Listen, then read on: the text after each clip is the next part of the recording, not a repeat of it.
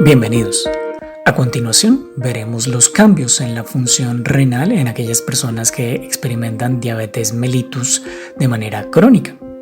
Pueden visualizar la representación esquemática de un cuerpo humano en donde se resaltan el corazón, los pulmones, los riñones y los vasos sanguíneos, arterias en rojo y venas en azul. La sangre que se eyecta desde el ventrículo izquierdo y se moviliza por la aorta ascendente, el arco aórtico, aorta descendente, rápidamente va a llegar a la aorta abdominal en donde va a bifurcarse en múltiples vasos sanguíneos, entre ellos dos arterias renales.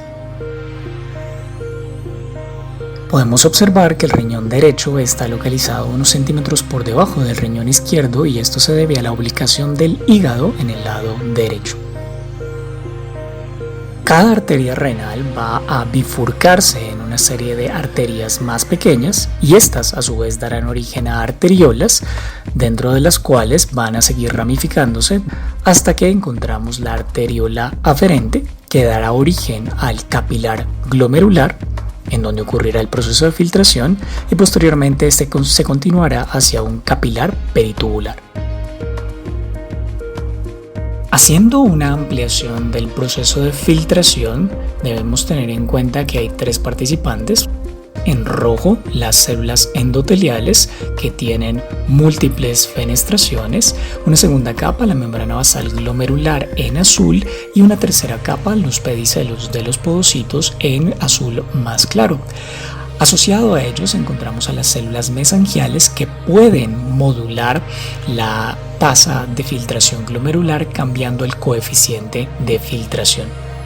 Podemos adicionalmente ilustrar cómo los eritrocitos y demás componentes de la sangre pueden movilizarse a través del capilar glomerular. Al interior de la sangre tenemos elementos formes como los eritrocitos, las plaquetas y los leucocitos que al ser muy grandes no podrán pasar. Igualmente en blanco observamos las moléculas proteicas que también debido a su tamaño tendrán dificultad para atravesar esa barrera de filtración glomerular.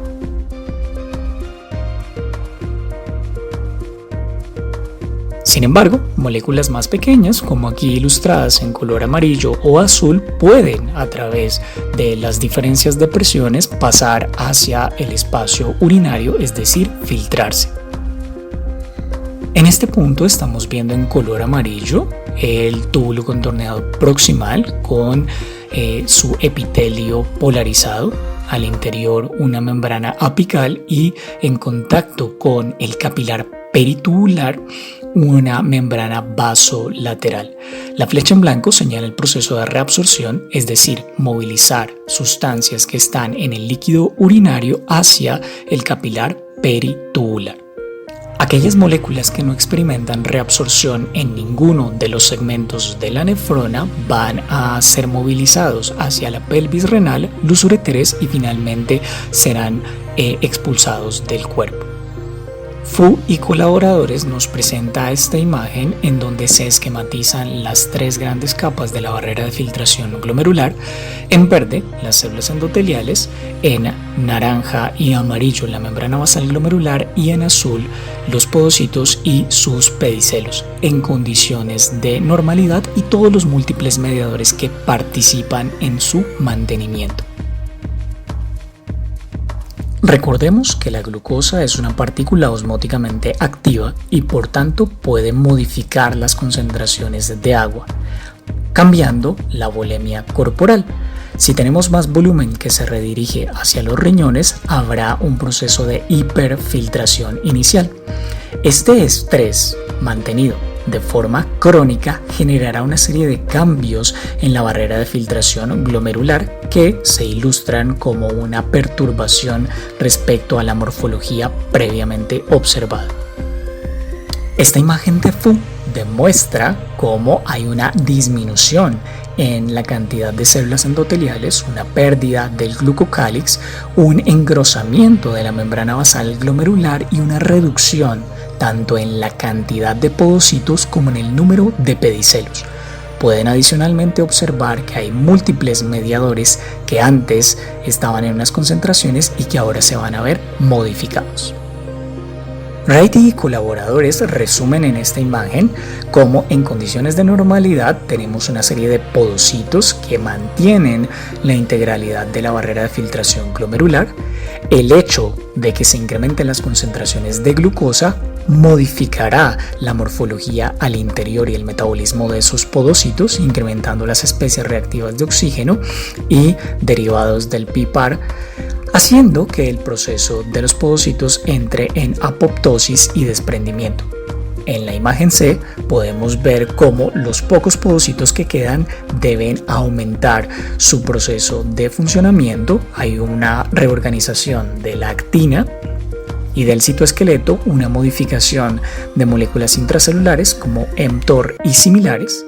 Y en D, el estado terminal de la enfermedad renal por diabetes mellitus, en donde los pocos podocitos que quedan están completamente alterados, tienen grandes concentraciones de WNT y Notch como moléculas de señalización. Lo anterior se verá reflejado en un aumento en la filtración de moléculas proteicas, como por ejemplo la albúmina. En condiciones de normalidad, la albúmina puede ser filtrada, pero rápidamente en el túbulo contorneado proximal es reabsorbida. Cuando hay un aumento en la filtración más allá de la capacidad reabsortiva que tenga el túbulo contorneado proximal, el mecanismo es saturable y por consiguiente el paciente va a empezar a perder albúmina. Esto ocasionará una microalbuminuria que podrá continuarse a una macroalbuminuria.